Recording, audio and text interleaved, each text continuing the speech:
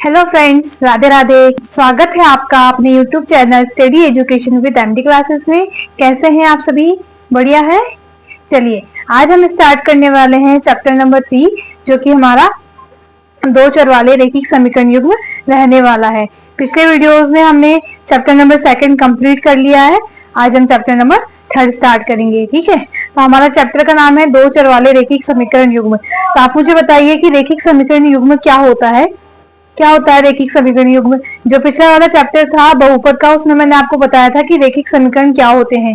तो रैखिक समीकरण क्या होता है? जिसमें एक चर वाला रैखिक समीकरण होता है और उसमें जो चर है उसकी पावर कितनी, मैक्सिमम 1 होनी चाहिए। ठीक है, वही आपका क्या होता है, रैखिक समीकरण होता है। मैं आपको एग्जाम्पल से समझाती हूँ कि जो रैखिक समीकरण है अपना, रैखिक समीकरण रैखिक समीकरण होता क्या है। जैसे मान लीजिए, आप एग्जांपल से समझिए कि 2x प्लस का 1 है इज इक्वल टू में 0 है। तो जो आपका ये 2x है वो आपका क्या है, एक चर है। कितना है वो आपका एक चर है, यानी कि जो आपका एक चर है और उसकी पावर कितनी है, यहाँ पे x की पावर 1 है, यानी कि कुछ भी नहीं है, मतलब x की पावर कितनी है, 1 है। तो वही आपका क्या होगा, वही आपका रैखिक समीकरण हो जाएगा। वही आपका क्या होगा, रैखिक समीकरण हो जाएगा। अब इसमें ये बात बोलिए कि दो चर वाले, कि दो चर वाले क्या होता है, कि दो चर वाले में आपके लिए वो ले लूं, जैसे एग्जांपल के लिए मैं कि 2x प्लस का 3y प्लस का 5 इज इक्वल टू 0 लिख दूं।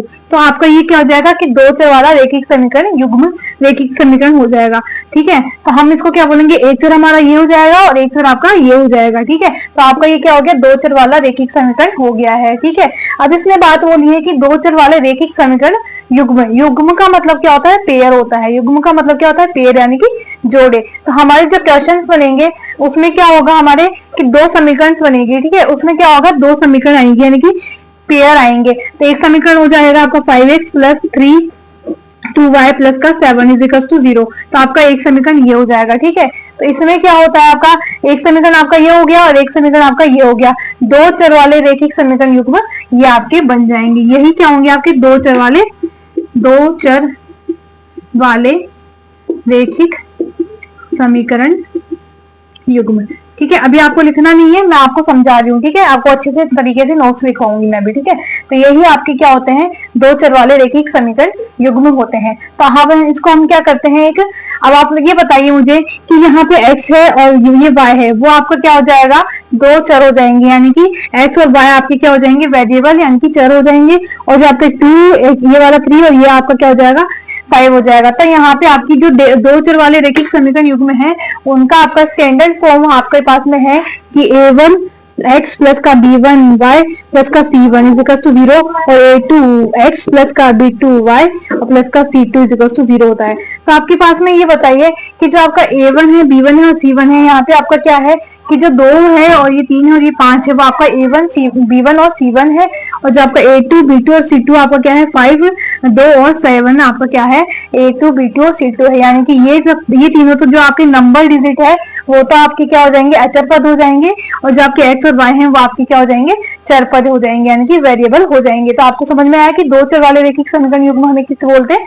ठीक है, अब मैं आपको एक नोट्स के तरीके से लिखवाती हूँ। ये तो आपने अच्छे से समझ लिया है। ठीक है, अब मैं आपको एक नोट्स के तरीके से लिखवाती हूँ। तो चलिए लिखेंगे अभी हमें क्या लिखना है। पहले तो हम क्या करते हैं कि जो ये दो चर वाले रैखिक समीकरण युग्म है, हम उसका नोट्स लिखते हैं। तो हम क्या लिखेंगे, दो चर वाले रैखिक समीकरण युग्म का निरूपण। स्टार बना के नोट्स लिखिए, दो चर वाले रैखिक समीकरण युग्म का निरूपण। निरूपण से आप क्या समझते हैं, जो मैंने आपको लिखवाई है कि स्टैंडर्ड फॉर्म क्या होती है, यानी कि इसका स्टैंडर्ड फॉर्म क्या हो जाएगा, यानी कि व्यापक रूप। किसी भी इक्वेशन का स्टैंडर्ड फॉर्म बनता है। ठीक है, हमने जो पिछला वाला चैप्टर पढ़ा था बहुपद का, उसमें आपका स्टैंडर्ड फॉर्म क्या था कि ax plus B Y plus C is equal to 0। ठीक है, तो इसमें आपका क्या हो जाएगा, इसमें आपका हो जाएगा स्टैंडर्ड फॉर्म। दो इक्वेशन बनेंगे तो दो इक्वेशन के लिए आपका स्टैंडर्ड फॉर्म मिल जाएगा a1x प्लस का b1y प्लस का c1 इज इक्वल टू 0। और सेकंड बन जाएगा आपका a2x प्लस का b2y प्लस का c2 इज इक्वल टू 0। तो यही आपका क्या हो जाएगा, स्टैंडर्ड फॉर्म हो जाएगा, व्यापक रूप हो जाएगा। ठीक है, अब हम एग्जाम्पल लेके बता देते हैं। यहाँ पे एक एग्जाम्पल ले लेते हैं अपन, 2x प्लस 3y प्लस का 5 is equal to 0 and 3x plus का 5y plus 7 is equal to 0। यही आपका क्या हो जाएगा, एग्जाम्पल लेके हमने बता दिया है। यहाँ पे आपका जो 2 है वो आपका a1 हो जाएगा, जो 3 है वो आपका b1, और यहाँ पे जो 5 है वो आपका c1 हो जाएगा, और जहाँ यहाँ पे 3 है वो आपका a2 हो जाएगा, b2 हो जाएगा आपका 5, और 7 आपका क्या हो जाएगा, c2 हो जाएगा। अब इसमें क्या होता है कि आपके पास में 3 मेथड से जो 2 चर वाले रेखिक समीकरण है उनका जो होता है निरूपण वो 3 प्रकार से होता है। 3 प्रकार की मेथड होती है इसमें, ग्राफीय विधि से होता है, प्रतिस्थापन विधि से होता है और विलोपन विधि से होता है। तो अब हम इनको भी समझेंगे। ठीक है, तो सबसे पहले हम क्या करेंगे, आप इसको नोट डाउन कीजिए, फिर हम करते हैं। ठीक है,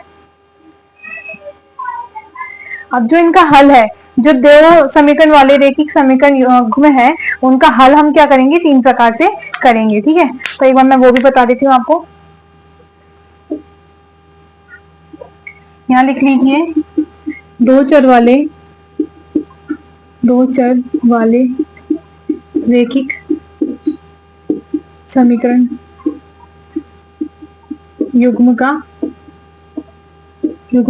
हल कितने प्रकार से होता है, इनका हल 3 प्रकार से होता है। 3 प्रकार से होता है। तो पहला आपका क्या हो जाएगा, ग्राफीय विधि।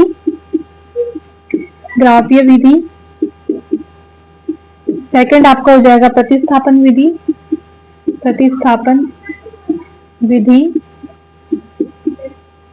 और थर्ड आपका हो जाएगा क्या, विलोपन विधि। ठीक है, तो हम 3 प्रकार से क्या करेंगे, ग्राफीय जो 2 चर वाले रेखिक समीकरण युग्म है उनका हल निकालेंगे। ठीक है, चलिए स्क्रीनशॉट लीजिए आप इसका, फिर हम आगे चलते हैं।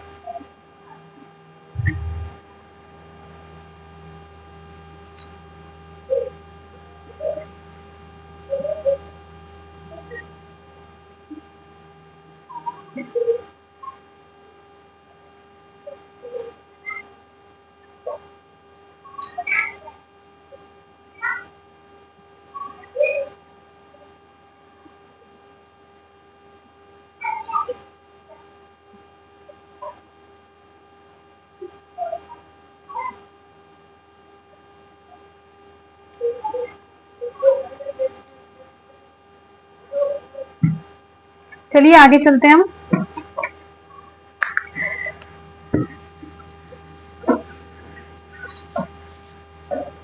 ठीक है, ये मुझे फिर से लिखना पड़ेगा इसलिए मैं इसको नहीं हटा रही हूँ, ये हटाना है आपको। ठीक है,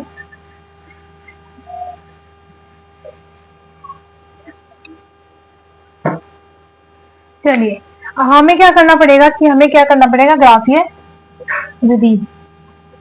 सबसे पहली विधि में ले रही हूँ आपकी क्या, ग्राफीय विधि से निरूपण। ग्राफीय विधि से निरूपण करते हैं। तो ग्राफीय विधि से निरूपण करने के लिए हमने क्या ले लिया, एक एग्जांपल ले लिया, और आपका ये जो व्यापक रूप था वही आपका स्टैंडर्ड फॉर्म में है। ठीक है, अब हम क्या करते हैं, अपने पास में ग्राफीय विधि से निरूपण करने की 3 कंसेप्ट आते हैं। 3 कंसेप्ट क्या आते हैं, अगर आपका a1 इजिकल टू a2 है, यानी कि a1 upon a2 is equal to b1 not is equal to b1 upon b2 है ना, यानी कि मैं आपको करके बताती हूँ। कंसेप्ट नंबर जो 1 है आपका, वो आता है आपके पास में कि a1 upon a2 not equals to हो b1 और b2 के। तो आपका क्या होगा, ऐसी रेखाएं क्या होंगी, प्रतिच्छेदी रेखाएं होंगी। प्रतिच्छेदी रेखाएं होंगी और इनके क्या होंगे, एक हल होगा। मैं आपको ये सॉल्व करके बताऊंगी, आप एक बार लिख लीजिए। ठीक है, सेकंड कंसेप्ट आपका ये आता है कि a1 upon a2 is equals to b1 upon b2 is equals to c1 upon c2। तो ये आपकी कैसी रेखाएं होती है, समपाती रेखाएं होती है। समपाती रेखाएं होती है और इनके कितने हल होते हैं, अनेक हल होंगे। जो थर्ड आपका कंसेप्ट आता है वो आपका होता है a1 upon a2 is equals to b1 upon b2 not is equals to c1 upon c2 के। तो ऐसी रेखाएं आपकी कौन सी होती है? समांतर रेखाएं होती है, समांतर रेखाएं होती है। और इनका क्या होता है? कोई हल नहीं, कोई हल नहीं। तो आप इससे समझिए, इससे मैं क्या कहना चाहती हूँ आपको कि जो A1/A2 है, हम इक्वेशन दे रखी है, हमें ये इक्वेशन दे रखी है, तो आप इसे समझिए कि जो हमारा A1/A2, मैंने आपको ये बताई दिया कि A1 B1 और C1 यहाँ पर क्या है, A2 B2 C2 यहाँ पर क्या है। तो मैं क्या करती हूँ, सबसे पहले फर्स्ट जो कंडीशन है आपकी उसमें अप्लाई करती हूँ कि जो हमारा A1 और A2 है, देखिए इधर A1 क्या है अपना 2 है, और A3 क्या A2 क्या है आपका 3 है। यहाँ पर आपका यहाँ पर आपका B1 क्या है 3 है, और यहाँ पर आपका B2 क्या है 5 है। क्या मुझे ये बताइए आप कि ये दोनों इक्वल है क्या आपस में? ये दोनों इक्वल है क्या आपस में? नहीं है ना। तो ये दोनों इक्वल नहीं है, तो हमारा कैसा हल हो जाएगा? हमारा प्रतिच्छेदी रेखाएं बनेंगी और हमारा एक हल होगा। अब प्रतिच्छेदी रेखाएं कैसे बनेगी? जैसे मान लीजिए आपके पास में ये ग्राफ है ना, ये ग्राफ है, मान लीजिए ये ग्राफ है, ठीक है। अपने पास में एक हल ऐसा बन रहा है और एक हल आपके पास में ऐसा बन रहा है, ठीक है। आपके पास में ये हल बन रहा है, तो जो यहाँ पर एक बिंदु बनेगा जहां पर ये दोनों रेखाएं आपस में कट करेंगी, वही बिंदु आपका एक हल होगा। यानी कि जो रेखा एक ये है, ये वाली एक रेखा है, जो एक समीकरण है उसका हल एक ये है और एक समीकरण का हल ये है, और यहाँ पे जो बिंदु आपका कट हो रहा है वही आपका क्या होगा? प्रतिच्छेदी रेखाएं होंगी और एक हल होगा। तो इसके लिए आपको ये कंसेप्ट होगा, ठीक है। जहां पर आपका बिंदु एक होगा वही आपका क्या होगा? प्रतिच्छेदी रेखाएं कट करेंगी, और प्रतिच्छेदी रेखाएं जहां पर कट करेंगी, जिस पॉइंट पर कट करेगी, वही आपका एक हल होगा प्रतिच्छेदी रेखाओं के हल के लिए, ठीक है। सेकंड कंसेप्ट जो आता है आपका A1 equals to A1/A2 B1/B2 equals to C1/C2 वाला। उसमें क्या होता है, जो आपका इसमें जो आपकी रेखाएं होंगी वो क्या करेंगी? एक ही बिंदु पर रहेंगी, वो क्या करेंगी? एक ही बिंदु पर रहेंगी। जो आपका हल आएगा ग्राफ के अंदर, वो आपके जो मान होंगे वो क्या करेंगे? एक ही बिंदु पर होंगे, और एक ही बिंदु पर होंगे तो जितने पॉइंट्स होंगे उतने ही क्या होंगे? आपके हल होंगे। जितने पॉइंट्स होंगे आपके उतने ही क्या होंगे? आपके हल होंगे। तो इसमें क्या हो जाएगा? आपके अनेक हल हो जाएंगे। तो इस वाली जो रेखा के लिए आपके अनेक हल हो जाएंगे। समझ में आई बात कैसे होगा? अभी हम ग्राफ करेंगे, क्वेश्चन लेंगे, तो उसके बाद में और अच्छे से समझ में आएगा आपको, ठीक है। और जो आपका समांतर रेखा होगी, समांतर रेखा कैसी होती है? समांतर रेखा आपकी ऐसे होती है। तो दोनों समांतर रेखा जब होंगी तो इनका तो आपस में कोई मैच ही नहीं कर रहा है, ये अलग रेखा जा रही है और ये अलग रेखा जा रही है, तब दोनों रेखाएं ही अलग जा रही हैं, तो इसमें कोई भी हल नहीं होगा आपका, ठीक है। तो ये क्या होगा? ये वाला नॉट इजिकल्स टू C2 हो जाएगा, C1/C2 B1/B2 के इजिकल्स टू नहीं होगा। आया समझ में? फिर से मैं बता देती हूँ कि प्रतिच्छेदी रेखाएं का कंसेप्ट कैसे होगा। प्रतिच्छेदी रेखा है जो उनका कंसेप्ट होगा कि A1/A2 B1/B2 के इक्वल्स टू नहीं होगा, और इक्वल्स टू नहीं होगा तो आपकी कैसी रेखाएं बनेंगी? प्रतिच्छेदी रेखाएं बनेंगी, और उनका हल क्या होगा? एक हल ही आएगा। क्यों? क्योंकि जहां पर ये पॉइंट कट होगा, प्रतिच्छेदी रेखा क्या होती है? दोनों आपस में क्रॉस करती है एक दूसरे को, और जो वहां पर क्रॉस करेगी, जिस पॉइंट पर क्रॉस करेगी, वही आपका क्या होगा? उसका एक हल होगा, ठीक है। दूसरी आती है आपका संपाती रेखाएं। संपाती रेखाओं में क्या होंगे? तीनों जो वैल्यू है वो आपस में बराबर होंगी, और बराबर होंगी तो आपके एक ही लाइन पर अनेक हल होंगे, एक ही लाइन पर अनेक बिंदु होंगे, और अनेक बिंदु जितने बिंदु होंगे आपके, वही आपका क्या हो जाएगा? अनेक हल होंगे, ठीक है। और तीसरा पॉइंट आपका जो है वो होगा समांतर रेखा के लिए। समांतर रेखा में क्या होगा कि B1/B2 not is equals to C1/C2 होगा, और वो आपका क्या होगा कि दोनों जो समांतर रेखाएं वो एक दूसरे को क्रॉस नहीं करेंगी, एक दूसरे को टच भी नहीं करेंगी, और जहां पर आपकी एक दूसरे को टच भी नहीं करेंगी तो आपके क्या होगा? कोई भी हल नहीं होगा। अब आप मुझे बताओ कि जो ये प्रतिच्छेदी रेखा और समांतर रेखा, संपाती रेखा, तो वहां पर क्या होगा? जहां पर एक हल होंगे, जहां पर आपके हल होंगे, उन रेखाओं को क्या बोलेंगे? जहां पर आपके दोनों हल होंगे, यानी कि समांतर रेखा, सॉरी, संपाती रेखा और प्रतिच्छेदी रेखाएं होंगी, तो वो तो आपको कैसा हल बनाएंगी? संगत हल बनाएंगी। कैसा हल बनाएंगी? संगत हल बनाएंगी। और जो आपका समांतर रेखा वाली होगी वो आपका कैसा हल होगा? असंगत हल होगा। असंगत हल होगा। असंगत हल इसलिए होगा क्योंकि यहाँ पे कोई भी हल नहीं आ रहा है, और जहाँ पे एक भी हल आ रहा है, यानी कि जहाँ पे आपका सॉल्यूशन मिल रहा है किसी चीज का, वो आपको क्या हो जाएगा? संगत हल हो जाएगा। और जहाँ पे आपको कोई भी सॉल्यूशन नहीं मिल रहा है वो आपका क्या हो जाएगा? असंगत हल हो जाएगा, ठीक है। आया समझ में? इस तरह से करेंगे। अब हम इसको एक एग्जाम्पल लेके ग्राफ के अंदर भी मैं आपको डिनोट करके बताऊंगी, ठीक है। चलिए स्क्रीनशॉट लीजिए एक बार इसका।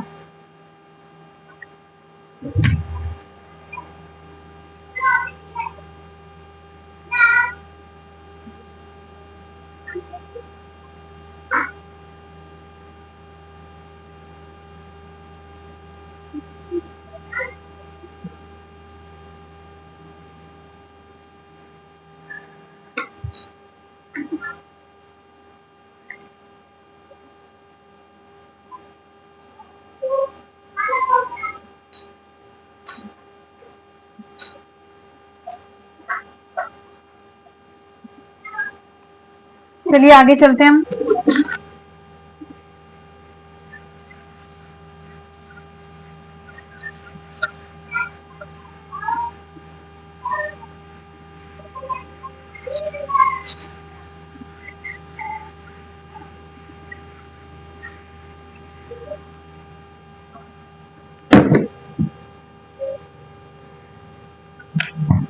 अब हम क्या करते हैं, एक एग्जाम्पल लेते हैं तो आपको ग्राफ से समझाते हैं, ठीक है।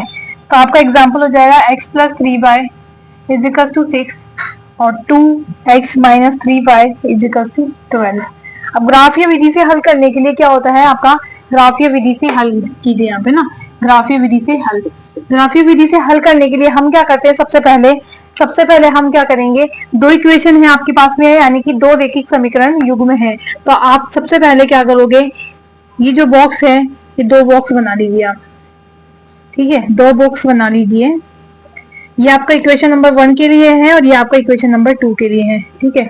हमें क्या निकालने हैं, दो वैल्यू निकालनी है, दोनों समीकरण के लिए दो दो वैल्यू निकालनी है। ये आपका x का कॉलम हो गया और ये आपका y का कॉलम हो गया, ठीक है। दोनों से वैल्यू से हमें क्या करना है, वैल्यू पुट करनी है अपने मन से, और आपको क्या करना है, इक्वेशन के वैल्यू निकालने हैं। ग्राफ से हम अगर इसका हल कर रहे हैं तो हमें वैल्यू का सॉल्यूशन करना पड़ेगा। अब आप मुझे सबसे पहले ये पता करना है आपको कि इनमें अभी जो मैंने बताई थी आपको, प्रतिच्छेदी रेखाएं, संपाती रेखा है, समांतर रेखा है, तो इनमें से कौन सा कंसेप्ट फॉलो हो रहा है। तो अगर जो हमें कंसेप्ट पता लगेगा उसके बाद ही तो हम ग्राफ बनाएंगे ना, कौन सा बनाएंगे, ठीक है। या तो प्रतिच्छेदी होगा या फिर संपाती होगा, और कोई भी ग्राफ नहीं बनेगा तो अपना क्या हो जाएगा, समांतर हो जाएगा, ठीक है। यानी कि कोई भी हल नहीं होगा इसका तो वो समांतर हो जाएगा। तो हम क्या करते हैं, सबसे पहले हम इसके अंदर फॉलो करते हैं कि a1 x plus b1 y plus c1 is equal to 0 और a2 x plus b2 y plus c2 is equal to 0, ठीक है। हमें यहाँ पे पता है कि a1 का वैल्यू कितना है अपना, यहाँ पे लिख लो a1 का value a1 a2 b1 b2 और c1 c2। यहाँ पे a1 और b1 और c1 की वैल्यू क्या है, यहाँ पे कुछ भी नहीं है, मतलब x है मतलब 1 है। यहाँ पे a1 की वैल्यू x है, b1 की वैल्यू यहाँ पे 3 है और c1 की वैल्यू यहाँ पे कितनी है बच्चा, 6 है। कितनी है, 6 है। यहाँ ऐसे कर लेती हूँ मैं इस वाले इक्वेशन को, चलिए इसको ऐसे रहने दीजिए, ठीक है। और आपका क्या हो जाएगा, यहाँ पे a2 की वैल्यू क्या हो जाएगा, 2 है, और b2 की वैल्यू आपके पास में माइनस का 3 हो जाएगा, और c2 की वैल्यू आपके पास में क्या हो जाएगा, 12 हो जाएगा। सबसे पहली कंडीशन अपनी क्या थी, सबसे पहली कंडीशन अपनी थी कि a1 अपन, अगर अपना फर्स्ट कंडीशन में ये अप्लाई हो जाता है तो आपका प्रतिच्छेदी रेखाएं बनेंगी, अगर आपका सेकंड इक्वेशन में होगा तो आपका संपाती रेखाएं बनेंगी, ठीक है। तो हम अप्लाई करके देखते हैं। फर्स्ट कंडीशन आपकी थी a1 upon a2 not is equal to b1 upon b2।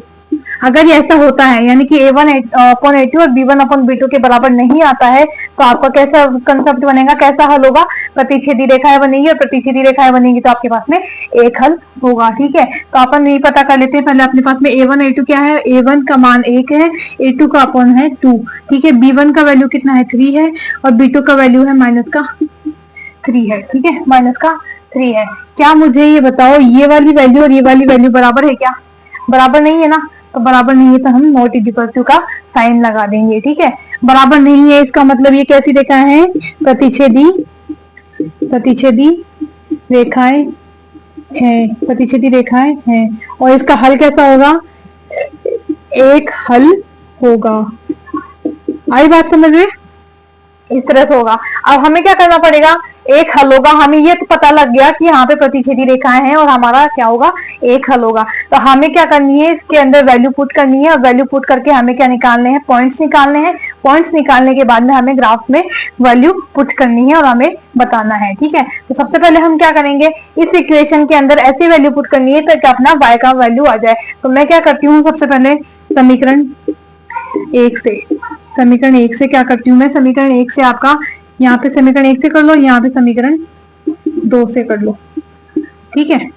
समीकरण 1 से मैंने किया कि x is equal to 0 put किया मैंने एक बार, x is equal to 0 put करती हूँ मैं इस इक्वेशन के अंदर, तो x plus 3y is equal to 6 है। x की जगह मैंने 0 पुट किया, तो आपको क्या करना है, आपको x की जगह 0 पुट किया तो आपके पास में वैल्यू क्या निकल के आई है, x is equal to 0 plus का 3y एज इट इज आएगा और यहाँ पे आ जाएगा 6।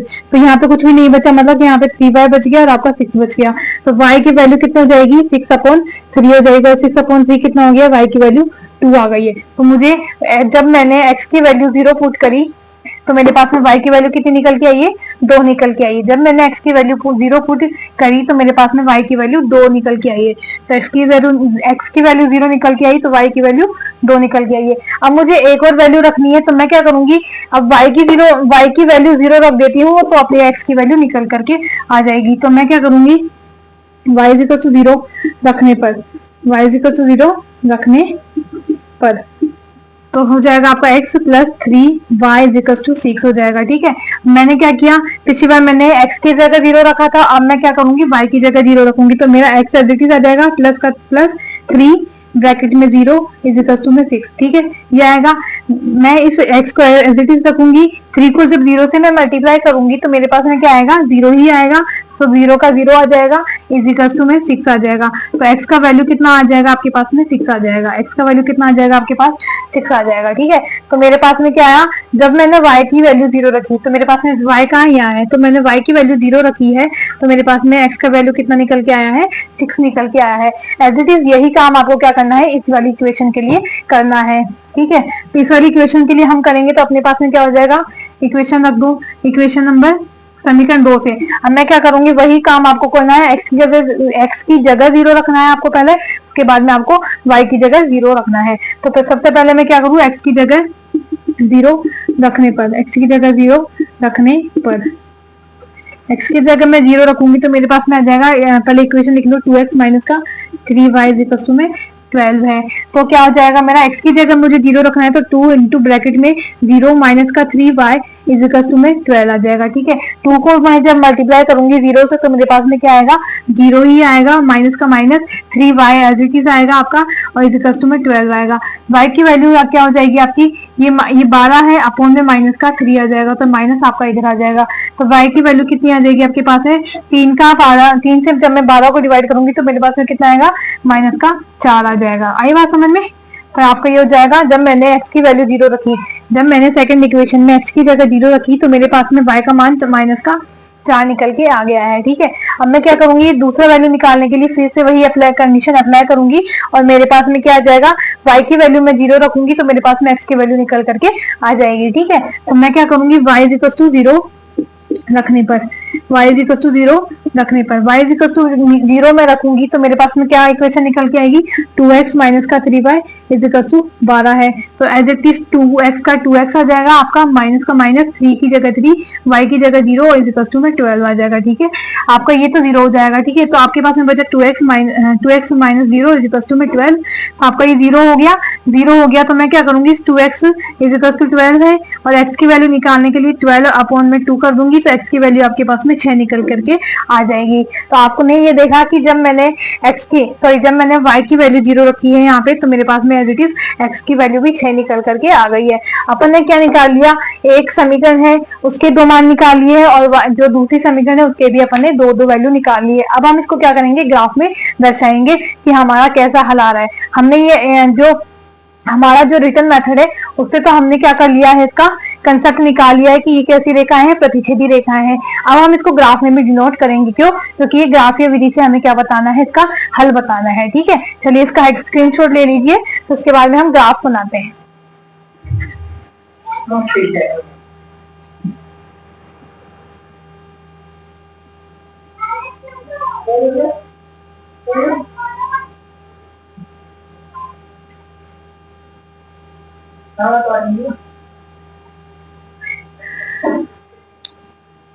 चले आगे, अब हम क्या बनाएंगे, ग्राफ बनाएंगे। तो ग्राफ बनाने के लिए मेरे पास में सिर्फ ये दोनों वैल्यूज है, मैं इनको रखूंगी, बाकी सब मैं रफ कर देती हूँ। ठीक है,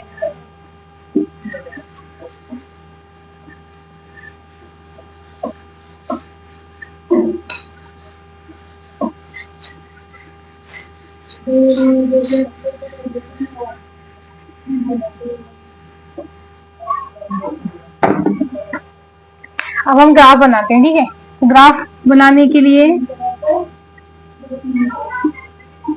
देखो ये क्या है आपकी एक्स एक्सिस है, ये क्या है आपकी एक्स एक्सिस है, ये क्या है आपकी एक्स डैश एक्सिस है, यह है आपकी वाई एक्सिस और ये है आपकी वाई डैश एक्सिस। ठीक है, ये ठीक है ऐसे है। अब हमें क्या करना है, इनके अंदर वैल्यू डिनोट करनी है। तो मैं क्या ले लेती हूँ, जीरो। ये वाला जो मिड पॉइंट है वो आपका क्या होता है, जीरो होता है। ठीक है, ओरिजिन पॉइंट होता है। यहाँ पे 1 लिखा, 2, 3, 4, 5, 6 और 7 और 8। ठीक है, ये पॉइंट्स हमने ले लिए इधर। अब हम इधर ले लेंगे ये माइनस का 1, ये माइनस का 2, माइनस का 3, माइनस का 4, माइनस का 5, माइनस का 6 और ये माइनस का 7 हो जाएगा। हमारा वाई एक्सिस है, वाई एक्सिस पे क्या हो जाएगा, ये 1, सॉरी यहाँ पे प्लस का आएगा, ये पॉजिटिव टर्म है, ये नेगेटिव है। ठीक है, तो 1, 2, 3, 4, 5 और 6। इधर जाएगा माइनस का 1, माइनस का 2, माइनस का 3, माइनस का 4, माइनस का 5, माइनस का 6 हो जाएगा। ठीक है, तो आपकी जो इधर ऊपर वाली टर्म हो जाएगी वो इधर पॉजिटिव टर्म होगी और एक्सिस ये वाई एक्सिस के लिए होगी और ये आपका एक्सिस एक्सिस के लिए होगी। इधर जो नीचे होगा वो आपका वाई एक्सिस के लिए माइनस का टर्म होगा और इधर आपका होगा एक्स एक्सिस के लिए माइनस का टर्म हो जाएगा। ठीक है, हाँ अब हम क्या करेंगे, हमने ग्राफ बना लिया है। ठीक है, अब हम करेंगे कि जो इन दोनों इक्वेशन है उनमें हमने x और y की वैल्यू निकाली थी, है ना। हमने x बराबर 0 रख के हमारे पास में आया है 2 और y का वैल्यू, और जो हमने x बराबर 6 यानी कि y की जो वैल्यू रखी थी वो आई थी अपने पास में क्या 6। तो इन दोनों इक्वेशन से हमने वैल्यू फाइंड आउट कर ली है। अब हम इन वैल्यूज को क्या करेंगे, ग्राफ में अप्लाई करेंगे। ठीक है, ग्राफ में डिनोट करेंगे। ठीक है, तो आप देखो यहाँ पे जो इक्वेशन नंबर 1 है आपकी, इक्वेशन नंबर 1 से हमारे क्या वैल्यू निकले थे, हमारे पास में x बराबर 0 था, तब हमारे पास में y बराबर 2 था। तो x बराबर 0 का है आपका, x बराबर 0 आपके पास में ये है। ठीक है, x बराबर 0 है तो आपके पास में मैं क्या करूंगी, y बराबर 2, x बराबर 0 तो आपका ये हो जाएगा y बराबर 2। y वाली जो एक्सिस है आपकी, y एक्सिस यहाँ पर है, y एक्सिस कहाँ है आपकी, इधर है। तो y एक्सिस पे हमारा y बराबर 2 जो होगा वो अपने पास में यहाँ होगा। तो जो इसके पॉइंट्स हो जाएंगे वो क्या हो जाएंगे, 0 और 2 हो जाएंगे। ठीक है, 0 और 2 हो जाएंगे। अब जो सेकंड वाला अपना वैल्यू है, सेकंड वैल्यू है अपने पास में कि जब 6 बराबर यानी कि x एक्सिस पे 6 होगा तो y की वैल्यू कितनी आएगी, 0 आएगी। तो x एक्सिस पर जो है 6 कहाँ है, जो ये वाली लाइन है वो आपकी है x एक्सिस। तो x एक्सिस पे आपकी 6 है और y की लाइन कितनी है, 0 है। y पे कितना नंबर है, 0 है। तो आपका क्या हो जाएगा, ये वाला पॉइंट आपका 6 और 0 हो जाएगा। फिर हमारा सेकंड इक्वेशन में हम जाते हैं। सेकंड इक्वेशन में आपका वैल्यू कितना है, x बराबर 0 है, y बराबर माइनस का 4 है।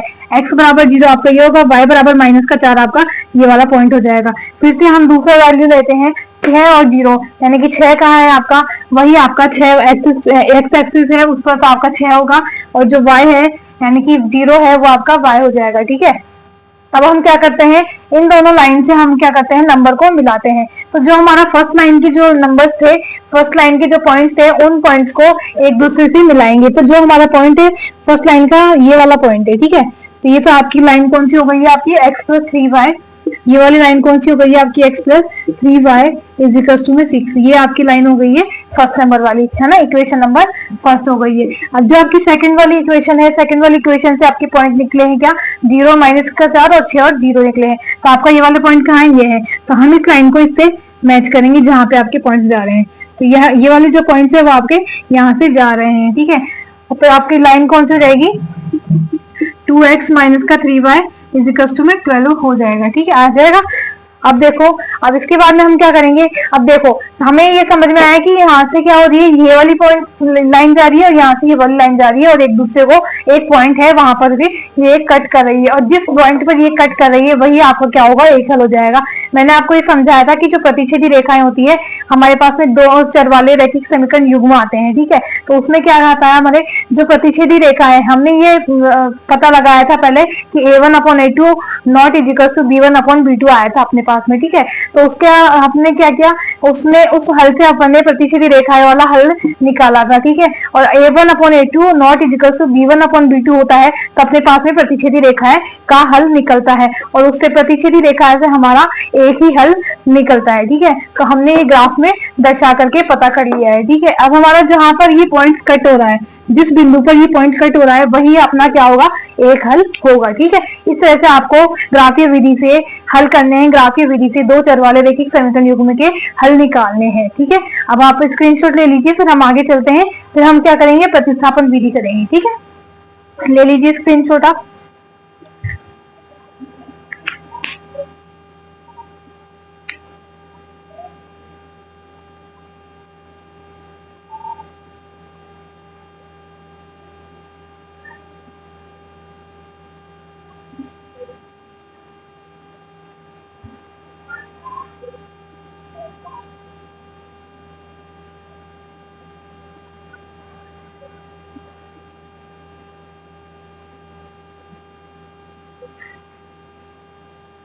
चलिए अब हम क्या करते हैं, आगे चलते हैं। अब हम इसी इक्वेशन का प्रतिस्थापन विधि से भी क्या करेंगे, हल निकालेंगे।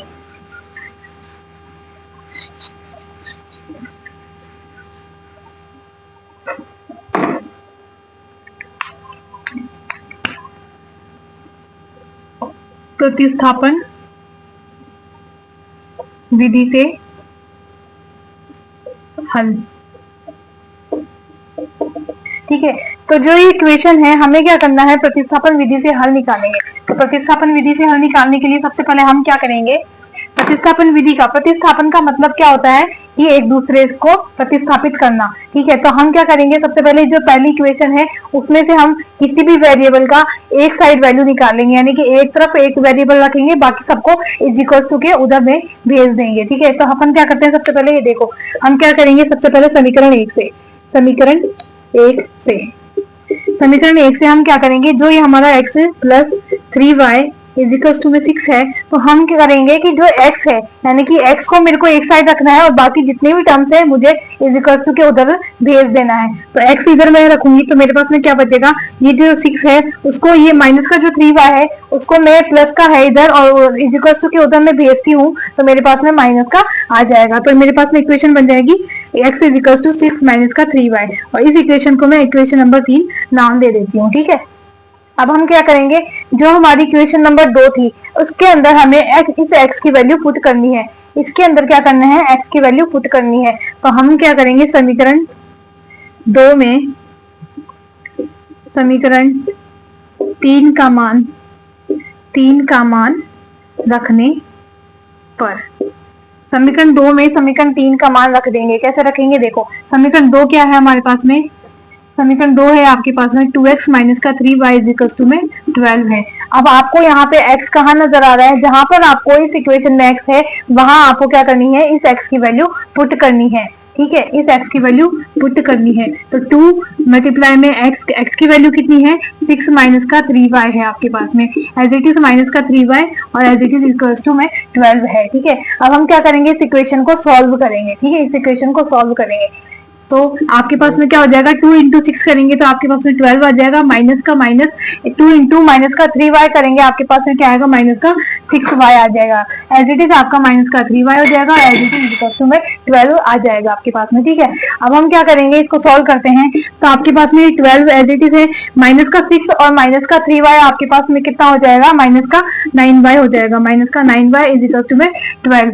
ये जो प्लस का 12 है वो इज इक्वल टू के उधर जाके आपका माइनस का 12 बन जाएगा। तो आपके पास में बचेगा माइनस का 9y इज इक्वल टू में 12 माइनस का 12 हो जाएगा।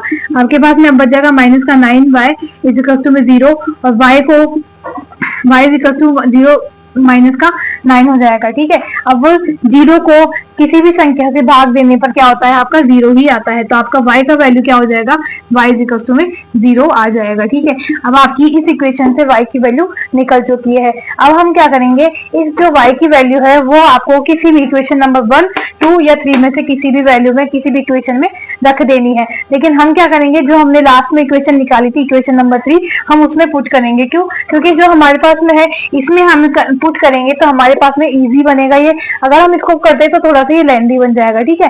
तो हम क्या करेंगे, इस यहाँ पे क्या रहा है, अपन ने x का वैल्यू साइड में निकाल लिया और अपन को निकालना भी क्या है, हमें x की वैल्यू ही फाइंड आउट करनी है, ठीक है। तो अब हम क्या करेंगे, जो इक्वेशन नंबर आपका ये है समीकरण 3 में y का मान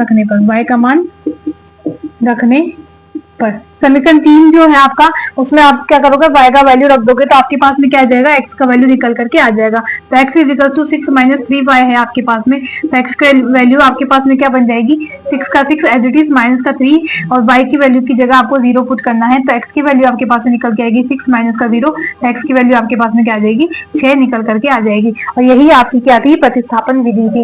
इसका मतलब यह है कि हमने जब ग्राफ से सॉल्व किया था तो अपना वही मान, वही वैल्यू निकल करके क्या आया था, यानी कि एक जो अपनी ऊपर वाली इक्वेशन थी उसमें आपका निकल करके आया था कि जब हमने y बराबर 0 रखा था तो x अपना क्या आया था, 6 आया था। लेकिन जब हमने प्रतिस्थापन विधि से उसी इक्वेशन को सॉल्व किया है तो अपने पास में y इक्वल टू 0 और x इक्वल टू 6 निकल करके आ गया है। ठीक है, तो हमें क्या करना है, प्रतिस्थापन विधि में फिर से एक बार समझा देती हूँ। सबसे पहले हम क्या करते हैं कि हम इक्वेशन हमको गिवन होती है और इक्वेशन को हम इक्वेशन नंबर 1 और इक्वेशन नंबर 2 मान लेते हैं। ठीक है, उसके बाद में हम क्या करेंगे, जो भी इक्वेशन है, इक्वेशन नंबर 1 है, उसको हम क्या करेंगे कि जो हमारा x का वेरिएबल है और y का वेरिएबल है, आप चाहो तो y का वेरिएबल को भी एक साइड रख सकते हो और आप चाहो तो x का वेरिएबल को भी एक साइड में रख सकते हो। मैंने क्या किया है कि मैं x का वेरिएबल को एक साइड रख लिया और जितने भी टर्म्स है मेरे y के वेरिएबल और अचर पद, उन सबको मैंने इज इक्वल टू के उधर में भेज दिया है। इज इक्वल टू के उधर भेज दिया तो मेरे पास में एक नई इक्वेशन बन करके निकल आई है। ठीक है, उसके बाद में हम क्या करेंगे, जो हमारी इक्वेशन नंबर 2 थी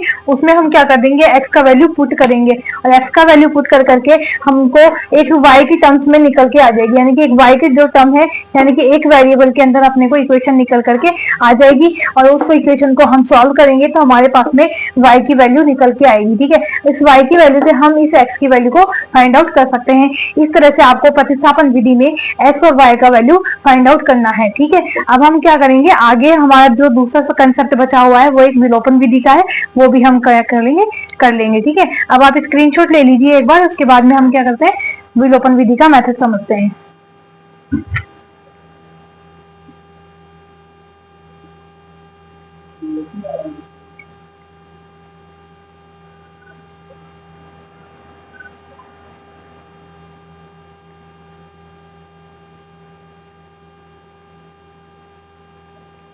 ठीक है, आगे चलते हैं। हमारा कंसेप्ट बचा हुआ है विलोपन विधि का। ठीक है, तो हम इसी कंसेप्ट को यानी कि इसी इक्वेशन को क्या करेंगे, विलोपन विधि से भी हल करके बताएंगे। लास्ट कंसेप्ट आपका बचा हुआ है इस चैप्टर का। मैंने आज इंट्रोडक्शन वीडियो दिया है आपको।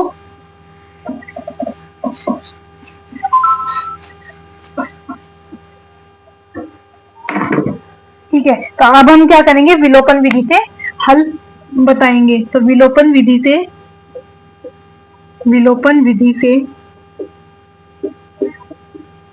हल, विलोपन विधि से हल। इन्हीं इक्वेशन को हमने, दो इक्वेशन लिए, इन्हीं इक्वेशन को हमने ग्राफीय विधि से भी हल करके बताया। तो इक्वेशन आपका यानी कि जो वैल्यू है आपकी वही निकल करके आई है। सेम हमने प्रतिस्थापन विधि से भी करके बताया तो आपकी x और y की वैल्यू वही निकल के आई है। और हम लास्ट विलोपन विधि से भी इसको हल करके बताएंगे। ठीक है, तो हम आगे चलते हैं। विलोपन विधि में क्या होता है आपका कि आपको दो टर्म्स दी हुई है। ठीक है, दो टर्म्स दी हुई है तो मुझे क्या करना पड़ेगा, या तो मैं इस x की वैल्यू को बराबर कर लूं या मैं y की वैल्यू को बराबर कर लूं। कहने का मतलब यह है कि या तो मुझे इस x की वैल्यू को इस ऐसी संख्या से मल्टीप्लाई करना पड़े, यानी कि इस इक्वेशन को, पूरी इक्वेशन को ऐसी वैल्यू से मल्टीप्लाई करना है कि मेरा x दोनों इक्वेशन में x का वेरिएबल समान होना चाहिए या y का वेरिएबल समान होना चाहिए। ठीक है, तो मैं क्या करूंगी, सबसे पहले जो हमारी इक्वेशन नंबर 1 है तो मैं क्या करती हूँ, समीकरण नंबर 1 को 2 से गुणा करने पर, तो मैं समीकरण 1 को 2 से गुणा कर दूंगी। मैं 2 से गुणा क्यों करूंगी, देखो एक बार देखते हैं। x plus 3y is equal to में 6 है, तो मैं इस पूरी इक्वेशन को मैं क्या कर दूंगी, इस पूरी इक्वेशन को मैं 2 से मल्टीप्लाई कर दूंगी। पूरी इक्वेशन को मैं 2 से मल्टीप्लाई इसलिए करूंगी, देखो अपने पास में 2 से मल्टीप्लाई किया तो अपने पास में 2x प्लस का 3y और इज इक्वल टू में 6 निकल के आ रहा है ना।